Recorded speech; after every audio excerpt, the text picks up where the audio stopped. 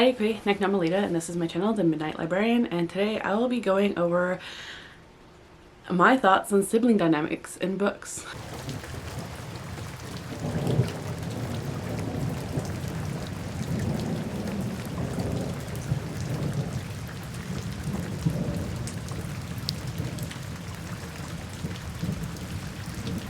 So this is really for Siblings Day, which is, I believe, April 10th, which is when this should be up. Holding myself to it. Yes. So Monday, April 10th. So this is going to be a day later than what my usual video is. Usually I try to post on Sundays and Wednesdays. However, I was late this last Wednesday posting a video. So it only makes sense. Well, that it kind of works out because I did want to post something for Siblings Day. Didn't think I was going to, because my original thought was to do a vlog on books that my siblings have asked me to read that they enjoy, but ultimately with my current TBR, I don't know. I still might end up doing that vlog, but rather than have a timeline of like I have to get this done by April 10th, I'm doing this instead. So I said in a recent vlog, I think it was when I was reading Grady Hendrix's The How to Sell a Haunted House, I had mentioned that I typically feel like sibling relationships in books are almost too perfect, or that there's something going on. But actually going through some of my books that I've read that I keep on my bookshelves, I'm finding that's not the case. So I have a pile of books here that I kind of just want to go over the sibling dynamic, mostly because so if you don't know, hi, I'm Melita. I am the oldest of 4 kids. I have 2 brothers and a sister. 2, 4, and 13 years apart. So my sister is technically my half-sister. She has a different mom. And ultimately, I grew up for the most part with 2 younger brothers, and as the oldest, I feel like it was a sort of oldest to a single parent growing up. It felt more like I was mom number 2 of sorts, of taking care of them and anything, even though they were only 2 and 4 years apart. There was definitely like a power dynamic struggle there, particularly with the brother that I am 2 years apart from, because he was constantly like, didn't like authority to begin with, but was constantly fighting me on, I'm not mom, I don't have that authority, he doesn't care what I think. I have multiple scars mentally and physically where he's thrown stuff at me, whether it was insults or actual physical objects. So take that as you will. And then my younger brother, who's 4 years apart, was always has always been chill. We've constantly just been chill. I don't think we've ever like growled at each other. Really, there was like, of course, times when we were children where children are just a-holes, and I'm sure I've made him cry as he's made me cry. But as adults, we're actually we have a good relationship. There are times where he like pokes fun at me for reading the books that I do, because he's more of a classic science fiction guy, or a classic fantasy guy, and I don't think he quite understands what I do for work, but I don't understand what he does for work either. So it's like, it's a weird dynamic, but we're happy with it, so whatever. And then with my sister and I, we're not that close, being 13 years apart, but I mean, we are cordial with one another. I would like to be closer with her, but ultimately, like, it feels like we are on 2 different generations. But I'm proud of her, and I don't know what else to say about it, really. For the most part, we've all enjoyed reading. Also, if you didn't know, it is a content warning. We did lose my eldest brother to suicide in 2018. But for the most part, aside from him, we all enjoy reading. He enjoyed it, but it was more of like, he had very specific tastes, and if they didn't fit that taste, he wouldn't read it. So He was more of a needed to be doing something type of guy. But for the most part, I believe like the rest of us are really into reading in one form or another, and we all enjoy our different things, which is great, and it makes the world go round. So what I wanted to kind of go over was some of the sibling dynamics that I've seen in books, and in particular some of my favorite books, and some interesting dynamics in books overall. So the first one, when I think of sibling dynamics, I immediately think of Claflin Land by Elizabeth Acevedo. This is following two sisters who don't know their sisters. One lives in New York and one lives in the Dominican Republic. Their father, whom they share but didn't know it, was constantly going back and forth between the two, and neither families knew that the other existed. But then one day, the flight that he's on, I believe to go to the Dominican Republic, ends up crashing and there's no survivors.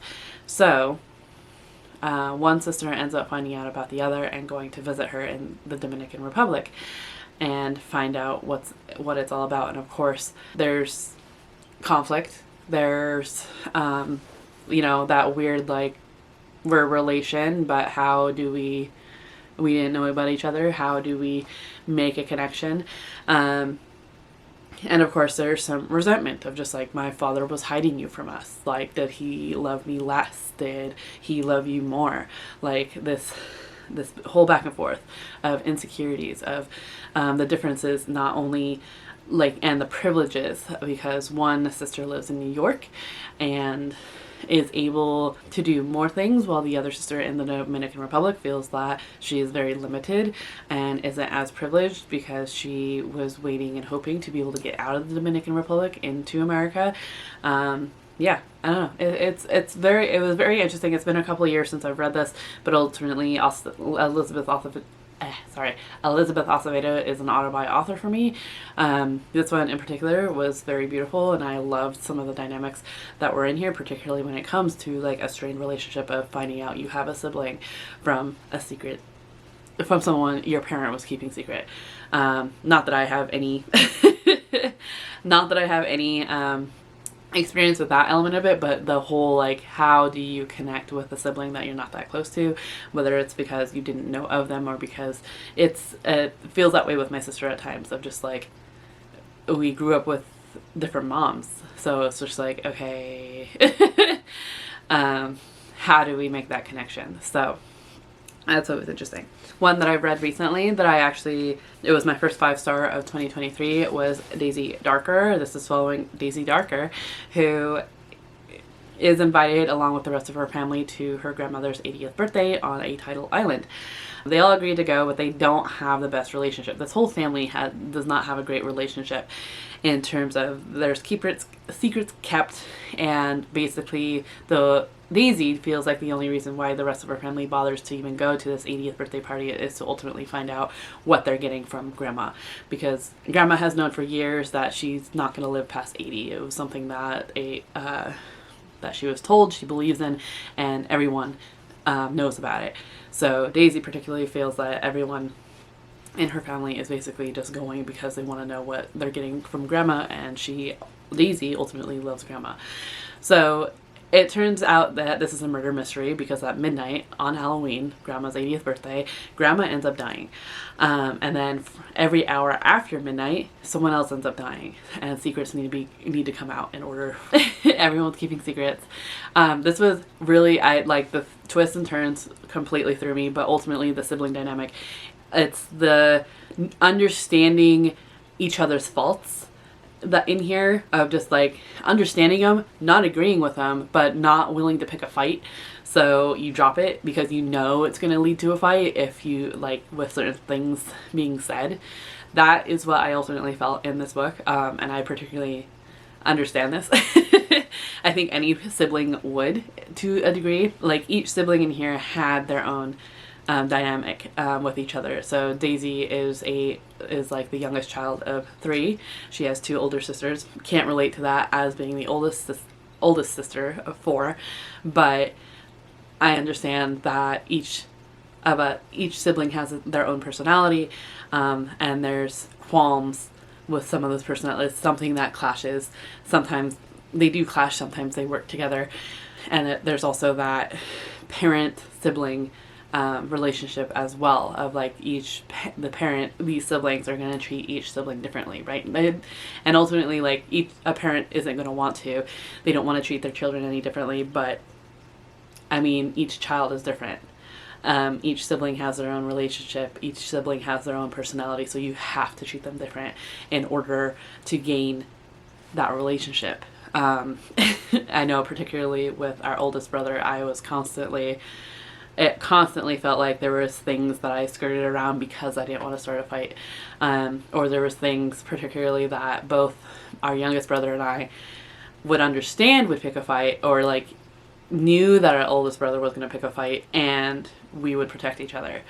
Only for our mom to growl at us because she thought we were picking on our oldest brother, when really it's like, no, we were defending ourselves. So not to speak ill of my brother that has passed, it's just something that I'm aware of. And it's something that my mom always genuinely thought that we were picking on him, and really like, and I asked this of my youngest brother as well, just like, did we ever pick on him? And he's like, no. We banded together because that he wanted to start fights, and that's how we protected each other. So yeah. So this one, I like, there was that element to it, as well as like this element of like this youngest sibling wanting to be a part of her older sister's lives. I understand that as an older sibling, but I also feel like it's just like, it's almost childish of me to want to do that currently with my siblings, even though that's a silly insecurity. Not silly, but it's like, it feels silly to me. So I chatted about this book earlier, of basically what got me started thinking about this, and that was How to Sell a Haunted House by Grady Hendrix. I actually just recently watched Jan from Jan Agaton's reading vlog reading this book, and she mentioned that she actually doesn't really like sibling dynamics in books because she can't relate, because she's an only child.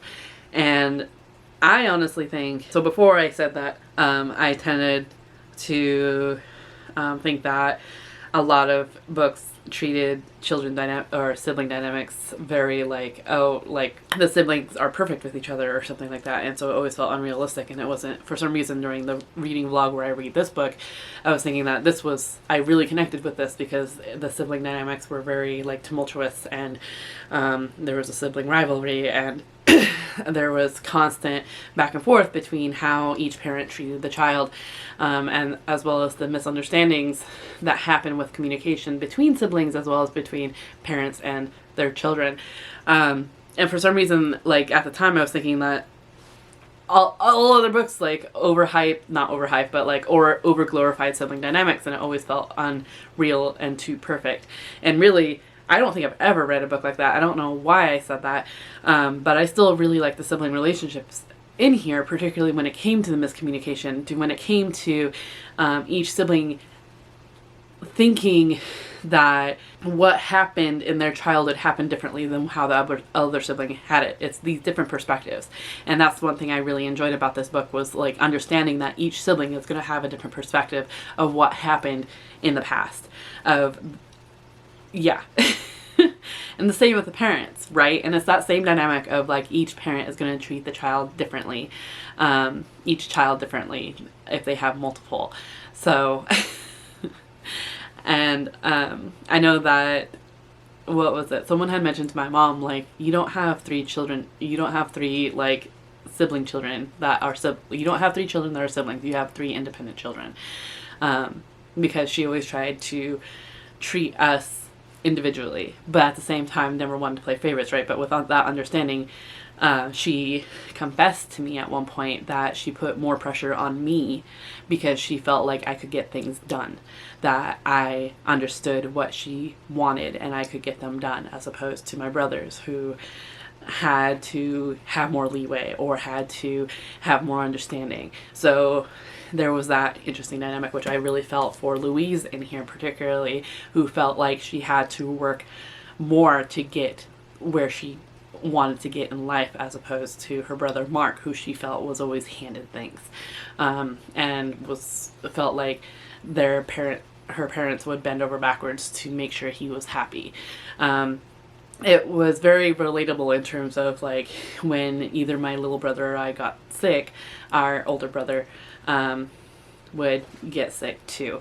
And it got to the point where we wouldn't say when we were sick, because it was no longer us being taken care of. It was no longer us individually being taken care of. It was like my mom having to stay home from work because 2 of her kids were sick.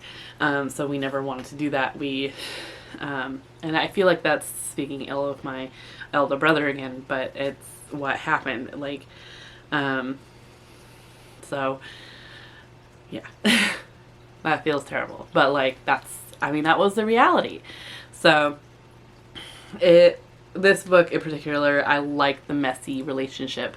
It was very realistic to me. The same with, not just with the sibling relationship, but the parent-child relationship as well. And I'm wondering if I was thinking of Book Lovers by Emily Henry when I was thinking like the perfect relationship. And it's probably because in this book in particular, we are following a workaholic woman who works in publishing in New York, and ultimately feels that like she understands that why men leave her is because she's in a trope of like the men feel like she is a workaholic, and ultimately end up going to a small town where they fall in love with some little farm girl and realize that they don't want the busy New York life, and they end up breaking up with her.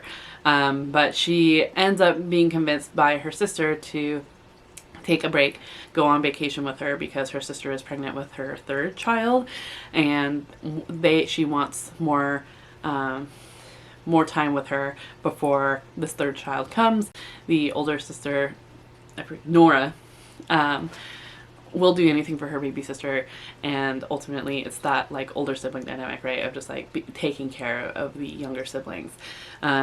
However, the sister dynamic in general felt a little maybe too perfect to me, but that's also because my relationship with my sister feels so just incomplete. I don't know how to feel about it. So within here though, like I understood it to a point where it was just like, I actually really enjoyed this book because not only, Nora and her sister felt like they were best friends, and I understand that can happen. It's happened with me and my mom, of just like we feel like we're best friends.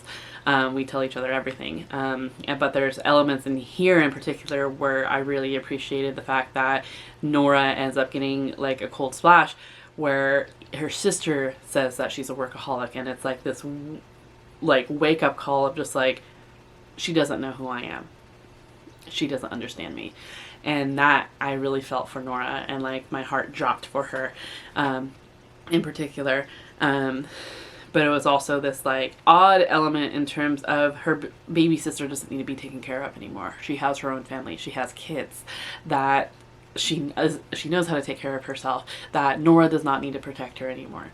And that's that letting go portion of it. And I don't know if all older siblings have that at one point or another. Like aside from when our eldest brother tried to like start a fight, I never felt like I really had to protect my youngest brother because he was always able to take care of himself. He played football. He like like he knew how to take care of himself, right? So, but with our older brother, I always felt like there was this need to protect him because he put on a defense a lot, that I knew he could be vulnerable, because we ultimately ended up talking more. We were a bit closer than my younger brother and I are, in that he was more emotionally vulnerable with me. So there were elements, particularly in high school, where he had like this bad streak of like got kicked out of several high schools, and ultimately ended up running away at one point and got into some trouble. He ended up hanging out with the wrong crowd who ended up turning on him, and I was ready to go after them, was ready to go after them. So, but it was this thing too of like, I remember finding him after he ran away, calling mom and going, what do we do? And ultimately my mom's like, you can't do anything. He has to be able to come home on his own.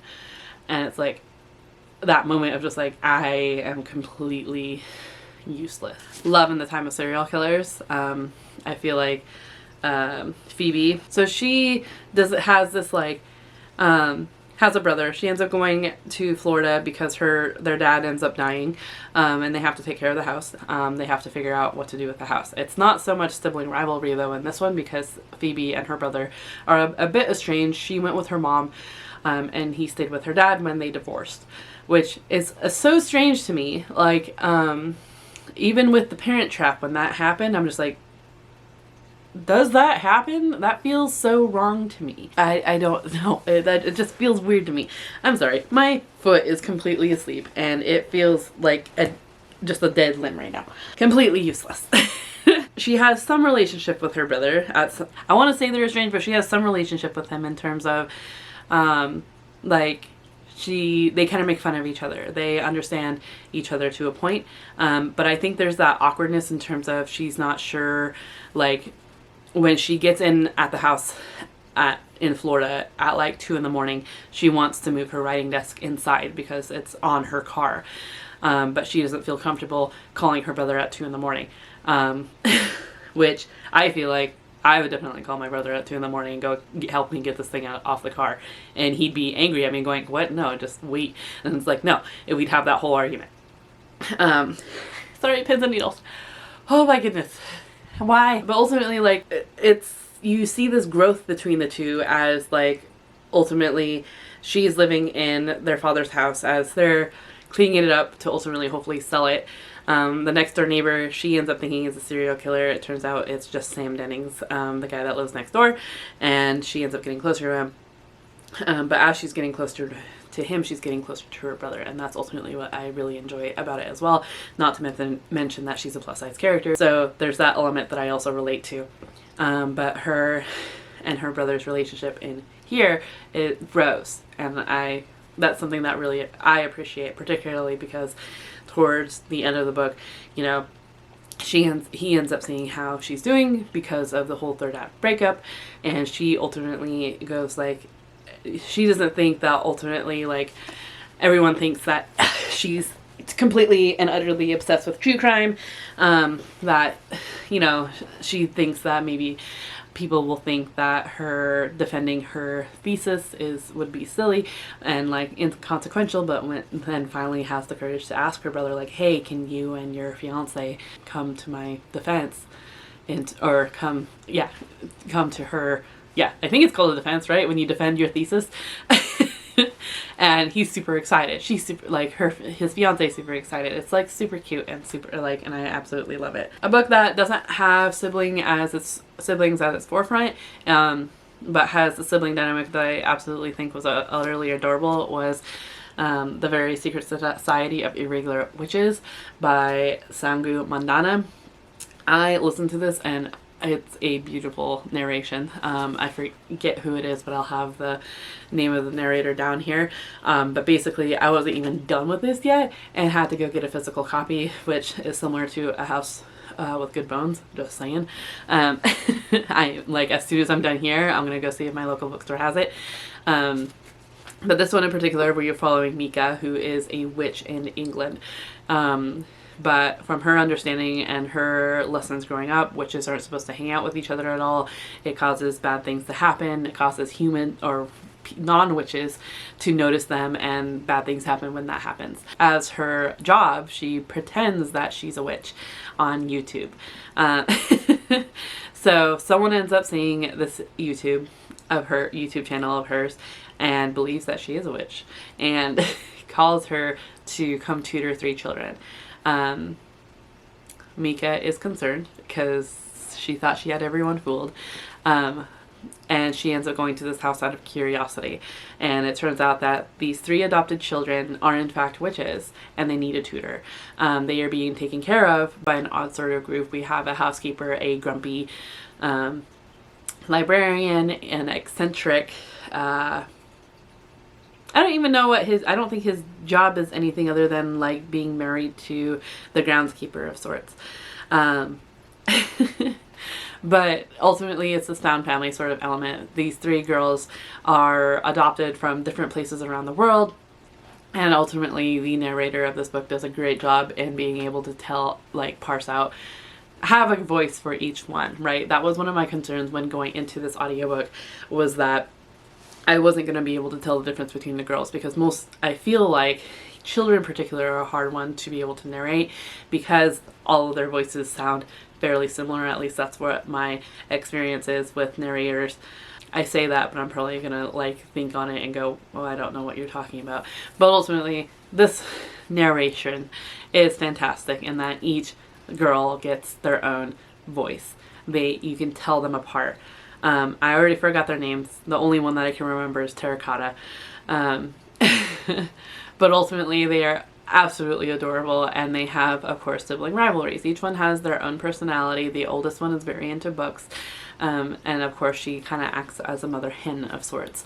The middle child, adopted child, is very protective of her sisters as well as her found family, and does not trust Mika whatsoever. In fact, like, she's constantly saying how she's gonna murder and get away with Mika's murder. So she's a little dark, but like, Mika understands her. And then there's the youngest one, who I love how the narrator has her voice, because she kind of is voiced with like a nasally kind of thing, like she has the plugged up nose, and it's absolutely freaking adorable. And she's adorable, and she's constantly fighting with the middle child of sorts, because like they're constantly like having at it, right? But at the same time, there's love there, and I absolutely adored it. This is ultimately like a romance of sorts, but following the girls in here are absolutely adorable. So I had other books that I had kind of wanted to talk about, but ultimately, in terms of like siblingness, doesn't stick out to me as much. That you would think would be kind of obvious is the Brown Sisters trilogy.